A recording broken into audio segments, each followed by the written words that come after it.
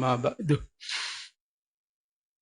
Bapak, Ibu, hadirin sekalian yang dirahmati Allah, marilah kita awali dengan Bismillahirrahmanirrahim. Astaghfirullah, astaghfirullah, astaghfirullahalladzi la ilaha illa huwal hayyul qayyum wa atubu ilaih. Ya Allah, ampuni kesalahan hamba. Tiada Tuhan yang disembah kecuali Engkau. Engkau maha hidup, maha berdiri. Hamba bertaubat kepadamu, ya Allah. Hadirin sekalian yang dirahmati Allah, pertama kita bersyukur dulu kepada Allah. Paling tidak kita mengucapkan Alhamdulillahirabbil alamin. Kemudian yang kedua, marilah kita berselawat kepada junjungan Nabi besar Muhammad sallallahu alaihi wasallam, kepada keluarga, sahabat dan pengikutnya sampai akhir zaman. Hadirin sekalian yang dirahmati Allah, materi yang dibahas pada malam ini yaitu berdasarkan Al-Quran surat yang ke-98 ayat 5, surat Al-Bayyinah ayat 5. A'udzubillahi minasyaitonirrajim. Wa ma umiru illa liya'budullaha mukhlisina lahuddin hunafa'a wa yuqimus salata wa yu'tuz zakata wa dzalika dinul qayyimah. Padahal mereka hanya diperintah untuk menyembah Allah dengan ikhlas mentaatinya. Jadi ceramahnya ikhlas kepada Allah. Suruh ikhlas untuk mentaatinya. Semata-mata karena menjalankan perintah agama. Dan juga agar melaksanakan sholat, menunaikan zakat, dan yang demikian itulah agama yang lurus, agama yang benar. Bapak dan saudara sekalian yang dirahmati Allah, materinya adalah ikhlas kepada Allah Subhanahu wa Ta'ala. Kajian saya adalah kajian psikologi Al-Quran. Jadi saya melihat dari segi dibalik renungan-renungan Al-Ikhlas yang terdapat dalam Al-Quran Al-Karim. Hadirin sekalian yang dirahmati Allah, kebalikan dari ikhlas kepada Allah. Jadi ikhlas kepada Allah kebalikannya yaitu Allah sendiri yang mengatakan di dalam Al-Quran surat 45 ayat 23. A'udzubillahi minasyaitonirrajim. Bismillahirrahmanirrahim. Ini kebalikan ikhlas. Afara'aita man ittahada ilahahu hawa wa adallahu Allahu ala ilmin wa ala sam'ihi wa qalbihi wa ja'ala ala basarihi ghishawah faman yahdi min ba'dillah afala tadhakkarun. Maka pernahkah kamu melihat orang yang menjadikan hawa nafsunya sebagai Tuhannya? Jadi orang yang bertuhan kepada hawa nafsu, tidak bertuhan kepada Allah. Maka katanya Allah, maka Allah membiarkan sesat dengan sepengetahuan Allah. Dan Allah telah mengunci mati pendengarannya dan hatinya, serta meletakkan tutupan di atas penglihatannya. Maka siapakah yang mampu memberikan petunjuk setelah Allah menyesatkannya, mengapa kamu tidak mengambil pelajaran? Jadi kebalikan dari ikhlas itu bertuhan kepada keinginan. Jadi bertuhan kepada keinginan. Misalnya aku ingin minum, ini ingin, nah keinginan. Begitu langsung minum, maka karena berdasarkan keinginan, maka disesatkan oleh Allah. Yang disesatkan oleh Allah, Allah mengunci mati pendengarannya, kolbunnya, meletakkan tutupan di atas kepalanya. Maka siapakah yang mampu memberi petunjuk setelah disesatkan? Mengapa kamu tidak mengambil pelajaran? Hadirin sekalian yang dirahmati Allah, di dalam Al-Quran, kalau orang hanya berdasarkan keinginan, hidup berdasarkan keinginan, Allah yang mengatakan di dalam Al-Quran, surat yang ke-22, surat Al-Hajj, ayat 52. Saya bacakan ayatnya. A'udzu billahi minasyaitonir rajim. Wa ma arsalna min qablika mir rasulin wala nabiyyin illa idza tamannal alqas syaitanu fi umniyatihi wa yansahullah ma yulqis syaitan thumma yukimullah ayati wallahu alimun hakim. Dan kami tidak mengutus seorang rasul dan tidak pula seorang nabi sebelum engkau Muhammad, melainkan apabila dia mempunyai satu keinginan. Keinginan apa saja? Maka setan itu pun memasukkan godaan-godaan ke dalam keinginannya itu. Jadi nabi saja, rasul saja kalau punya keinginan, begitu dia punya keinginan, setan mendahulunya untuk menggodanya, ya, karena keinginan diri langsung digodanya itu. Setan mendahulunya dari keinginan tersebut. Namun Allah menghilangkan keinginan itu. Namun Allah menghilangkan apa yang dimasukkan oleh setan itu.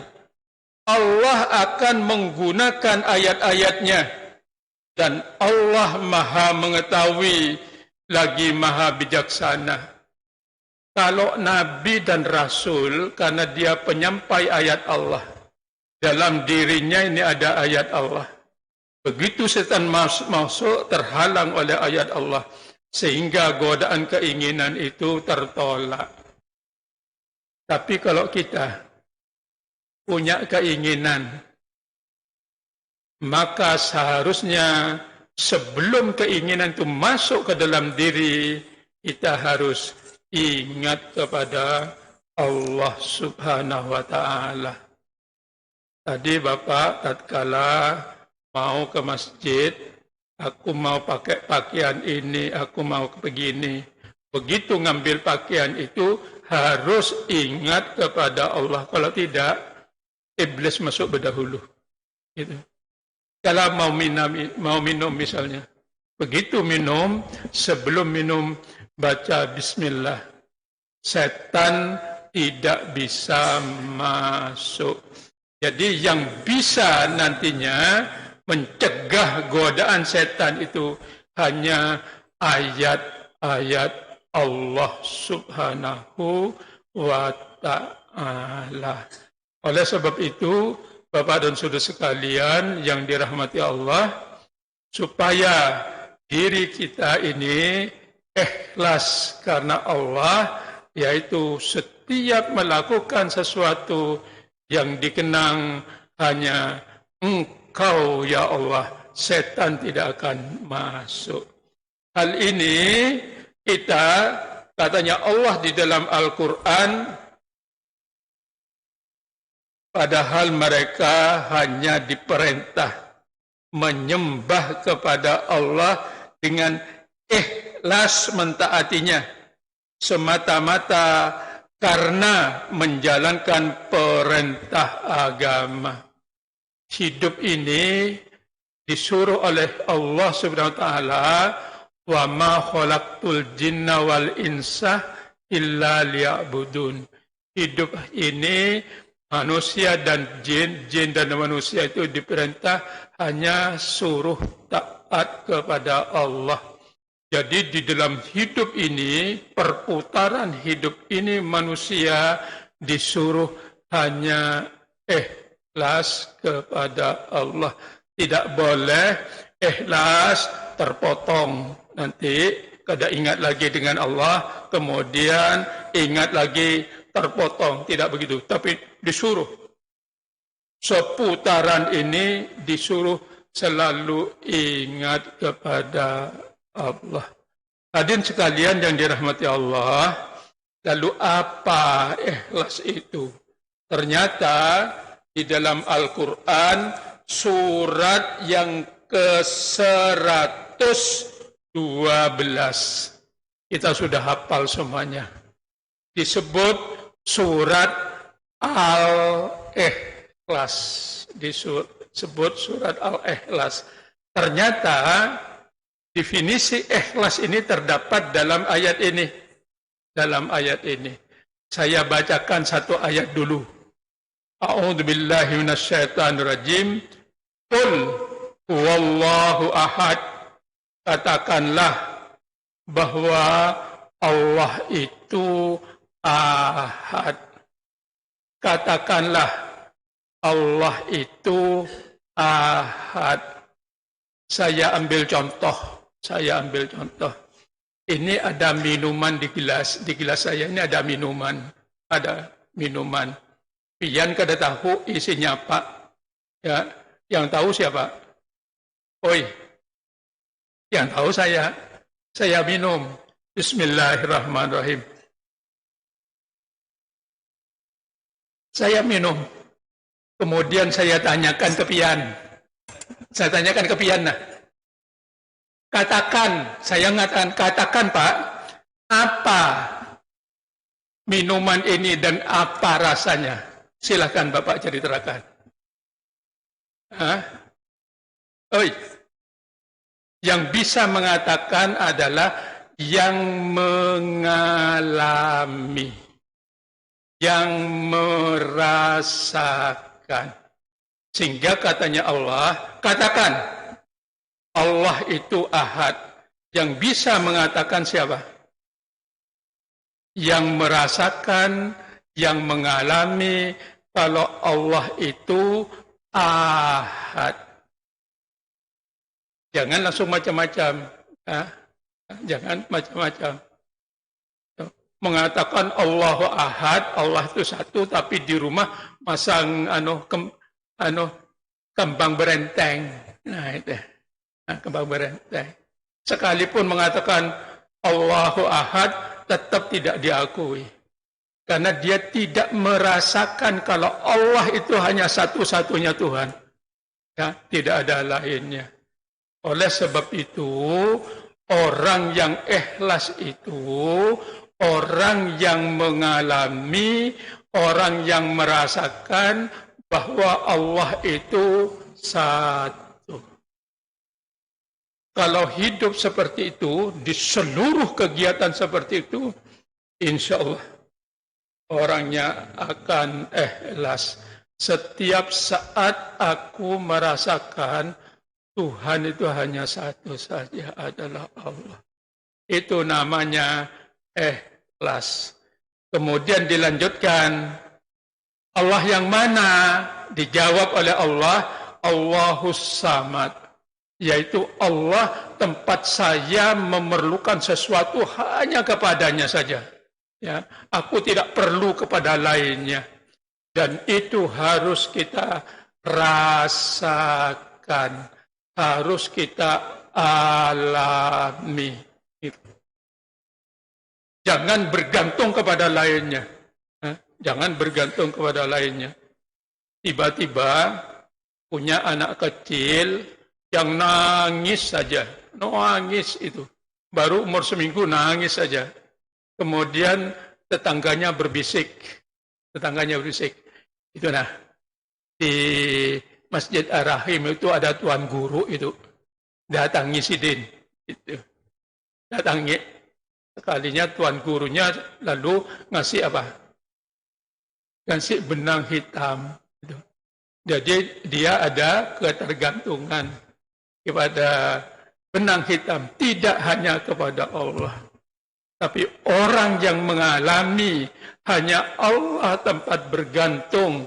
Itulah ikhlas namanya. Hadirin sekalian yang dirahmati Allah. Lalu lam yalid wa lam yulad, yaitu Allah yang tidak beranak dan tidak pula diperanakkan. Hanya Allah saja. Gitu. Karena ada orang yang mengaku bertuhan kepada Allah, tapi Allah itu, ya, Allah itu punya anak, beranak Allah itu, dan Allah itu diperanakkan, jadi menyembah ke itu. Islam tidak demikian.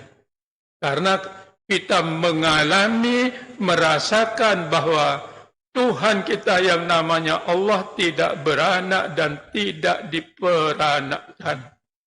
Dan yang berikutnya adalah walam yakul lahu kufuwan ahad, dan tidak ada satupun yang setara dengannya. Tidak ada. Jadi orang yang mengalami seperti itu, makanya dikatakan katakan, sehingga bisa mengatakan seperti setelah saya minum tadi. Katakan, yang bisa mengucapkan ini yang mengalami. Hadirin sekalian yang dirahmati Allah, itu yang namanya hanya ikhlas kepada Allah Subhanahu wa ta'ala. Hadirin sekalian yang dirahmati Allah, bagaimana supaya kita selama hidup ini hanya yang dikenang hanya Engkau ya Allah. Ya. Satu ketika Nabi itu dikelilingi oleh para sahabat. Nabi. Tiba-tiba datang orang.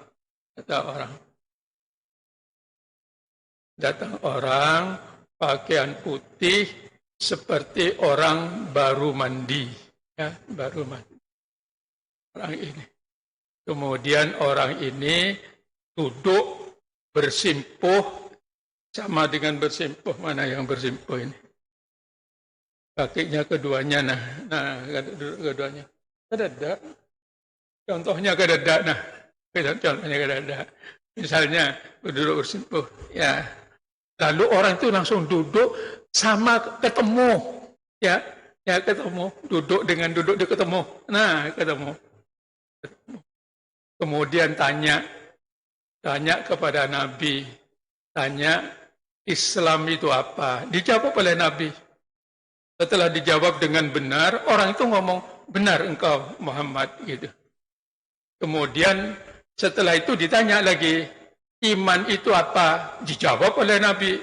Sekalinya dibetulkan juga. Kemudian orang itu tanya, ihsan itu apa? Ihsan itu apa?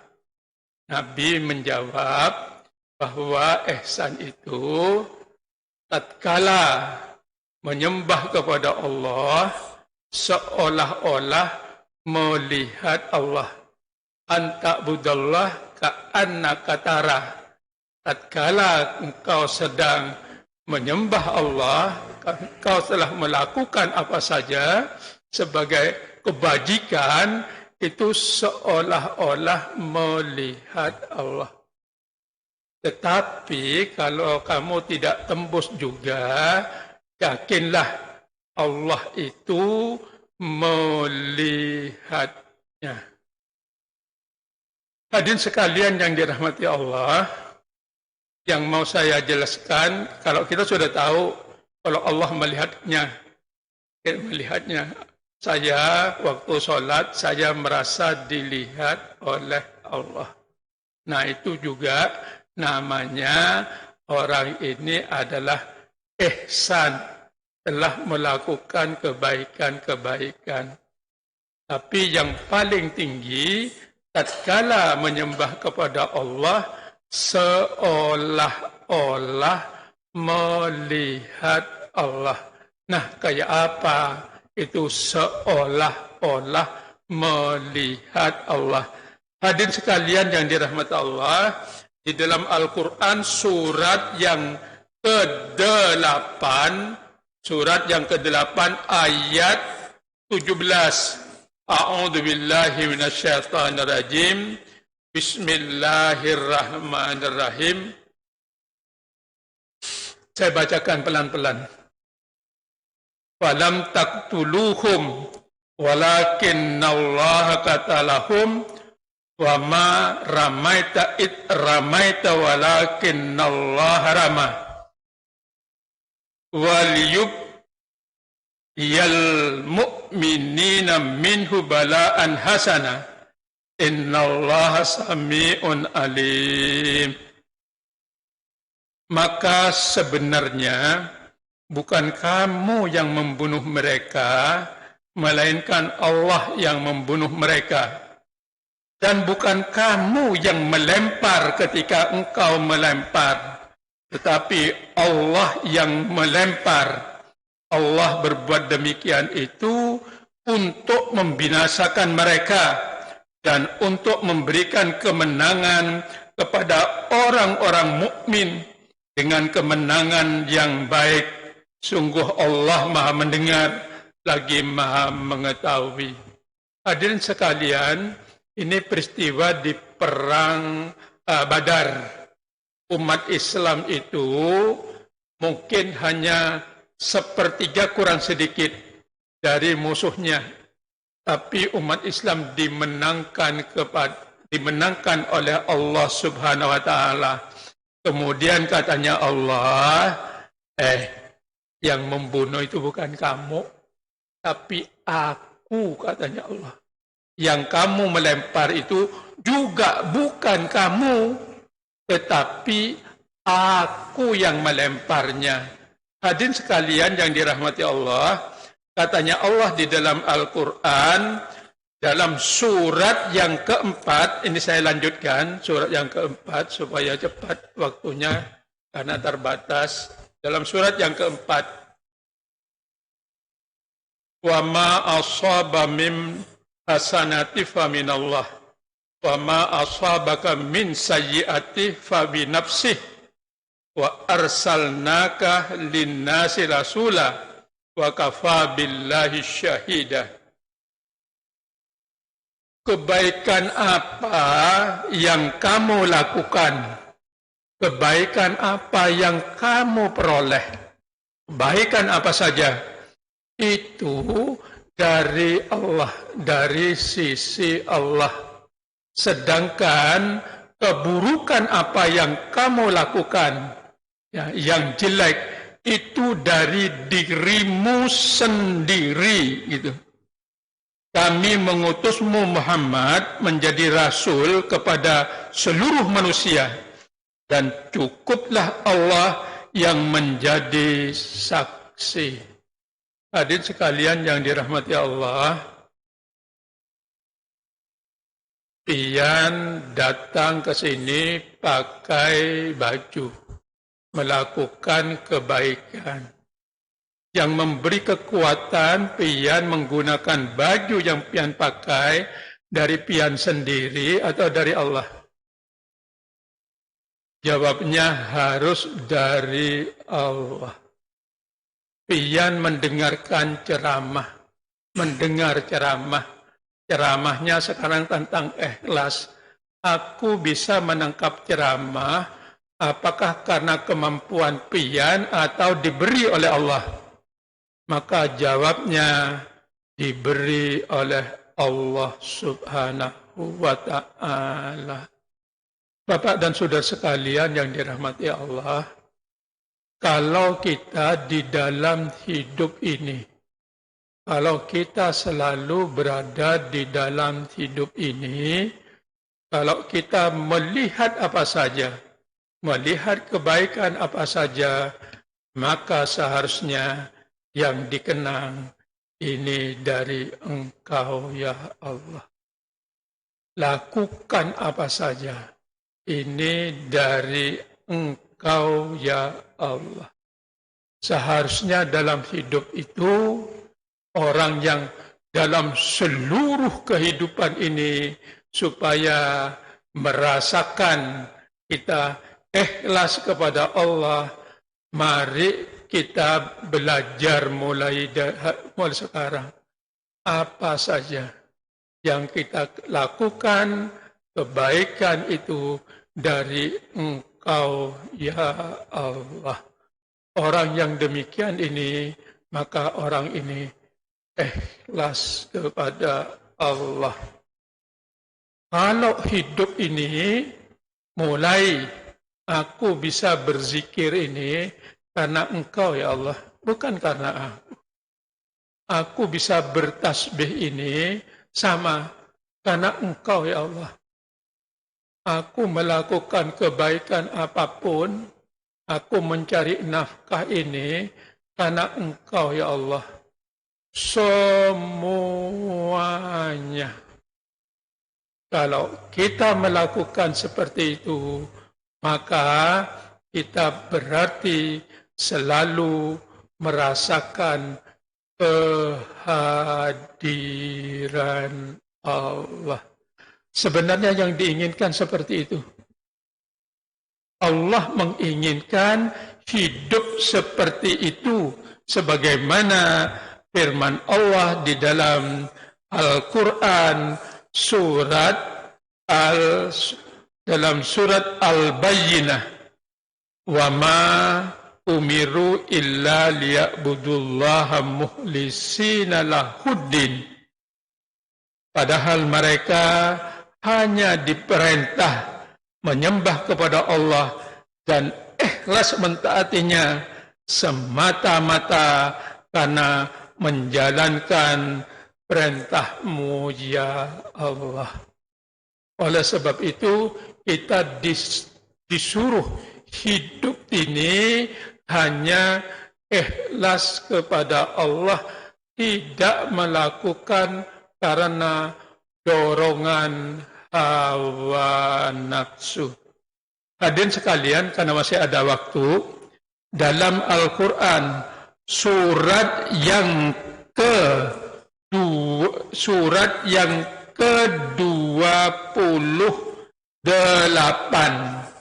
surat yang ke-28 ayat surat yang ke-28 ayat 20 ayat 79 ayat 78, yaitu saya bacakan ayatnya. A'udzubillahi minasyaitonirrajim. Dan Qarun berkata, sesungguhnya aku diberi harta ini semata-mata karena ilmu yang ada padaku. Dia menganggap dirinya, dia diberi oleh Allah, ilmu oleh Allah, yang memberi Allah sebenarnya, tapi dia mengatakan ini dari aku ini. Tidaklah dia tahu bahwa Allah telah membinasakan, telah membinasakan umat-umat sebelumnya yang lebih kuat daripadanya dan lebih banyak mengumpulkan harta, dan orang yang berdosa itu perlu ditanya tentang dosa-dosa mereka. Maka keluarlah dia Qarun kepada kaumnya dengan kemegahan, dan orang-orang yang menginginkan kehidupan di dunia berkata, mudah-mudahan kita mempunyai harta kekayaan seperti apa yang telah diberikan kepada Qarun. Sungguh dia benar-benar mempunyai keberuntungan yang besar. Ingat hadirin sekalian yang dirahmati Allah, kalau orang bertuhan kepada dirinya, tatkala diberi dia kepercayaan, kekayaan yang luar biasa, dia itu karena aku. Aku mendapatkan kedudukan yang tinggi ini karena aku dalam 2024 aku mengeluarkan apa supaya mendukungnya. Hei. Setiap orang diberi berapa? Mudah-mudahan ini calon-calon yang ada di sini tidak seperti itu. Ya. Tapi kalau kepingin duduk, harus. Kalau tidak, ada bisa misalnya kayak begitu. Hati-hati. Hati-hati itu. Kata Allah berikutnya di ayat 80. Namun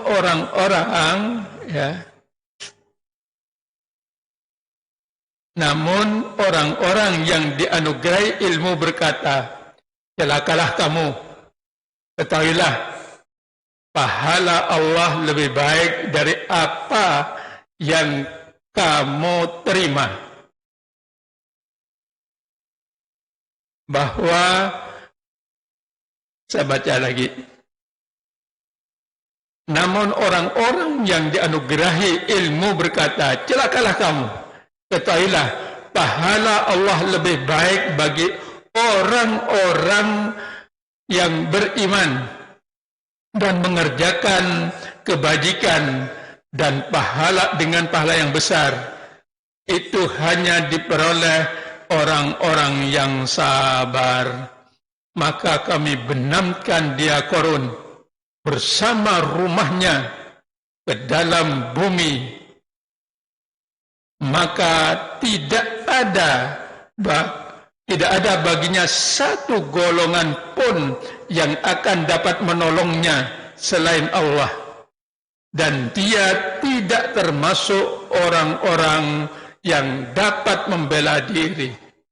Di ayat 82, dan orang-orang yang kemarin mengatakan berangan-angan berkedudukan seperti Qarun itu, kemudian berkata, aduhai, benarlah kiranya Allah yang telah melapangkan rezeki bagi siapa yang dia kehendaki di antara hamba-hambanya dan membatasi bagi siapa saja dan yang dia kehendaki di antara hamba-hambanya.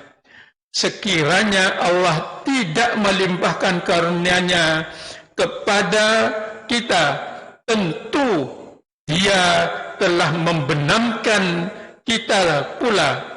Aduhai, benarlah kiranya tidak akan beruntung orang-orang yang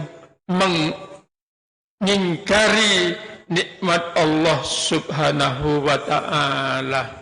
Hadirin sekalian yang dirahmati Allah, oleh sebab itu dalam hidup ini jangan diri merasa punya kemampuan.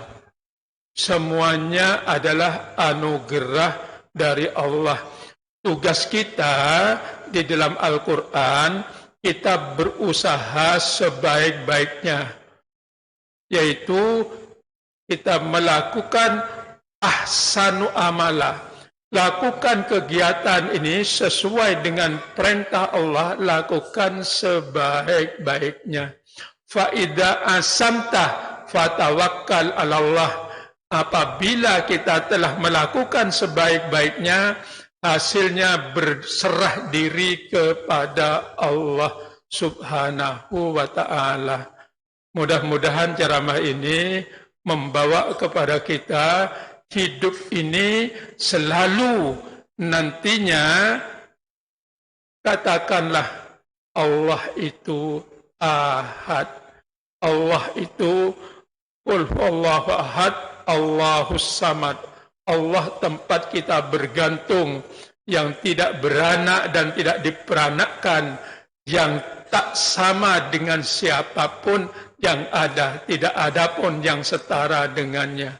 Mudah-mudahan hadirin sekalian, dalam hidup ini, inilah yang selalu kita kenang, sehingga kita bisa mengatakan Allah, Qul huwallahu ahad, Allahus samad, lam yalid wa lam yulad, wa lam yakul lahu kufuwan ahad. Demikian, subhanakallahumma wa bihamdika, asyhadu an la ilaha illa anta subhanaka inni kuntu minadh dhalimin. Assalamualaikum warahmatullahi wabarakatuh.